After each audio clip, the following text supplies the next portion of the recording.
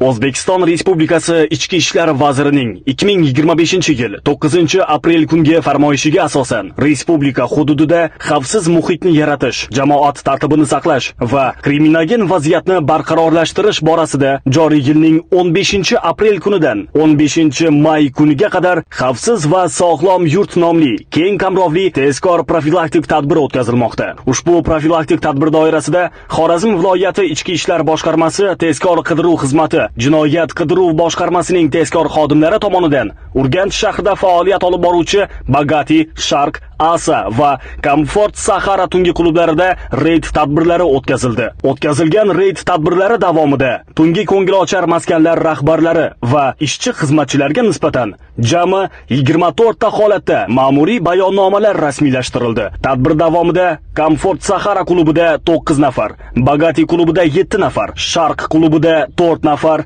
Asa klubida esa 3 nafardan litsenziyasiz raqqosachilik faoliyat turi bilan shug'ullanish, ya'ni jami 23 ta holat bo'yicha O'zbekiston Respublikasi ma'muriy javobgarlik to'g'risidagi kodeksning 165-moddasi tartibida ma'muriy bayonnomalar rasmiylashtirildi. Xususan, Asa tungi klubi rahbari ko'ra bila turib voyaga yetmagan 7-sinf o'quvchisi 14 yoshli shaxsni tungi klubda raqqosachilik bilan shug'ullanishiga yo'l qo'yib kelayotganligi aniqlanib, klub rahbari SP ga nisbatan ma'muriy javobgarlik to'g'risidagi kodeksning 188-moddasi 2-qismi bilan, ya'ni voyaga yetmagan shaxsning ko'ngil ochish joylarida tungi vaqtda bo'lishiga yo'l qo'yganligi uchun ma'muriy bayonnoma rasmiylashtirildi va belgilangan tartibda tushuntirish ishlari olib borildi. Shuningdek, 14 yoshli voyaga yetmagan shaxs tungi klubda ijtimoiy xavfli ahvolda qarovsiz va nazoratsiz qolganligi aniqlanib, Xorazm viloyati Ichki ishlar boshqarmasiga qarashli bo'lgan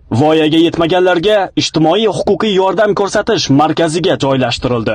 Bundan tashqari, tungi klublarda bo'lgan 76 nafar shaxslardan OIDSga qarshi kurashish markazi xodimlari tomonidan mobil laboratoriya orqali qon namunalari olindi. Shu bilan birgalikda tungi klublarda faoliyat olib borayotgan raqqosalarga kiyim kiyish tartibi va raqqosachilik madaniyati bo'yicha tushuntirish ishlari olib borildi. Hamda tungi klublarda qo'riqchilik faoliyati bilan shug'ullanib kelayotgan 8 nafar fuqarolarga yakka tartibda tezkor profilaktik suhbatlar o'tkazilib, rasmiy ravishda ogohlantirildi. Ushbu yo'nalishdagi tezkor profilaktik tadbirlar viloyatimizning barcha joylarida davom etadi.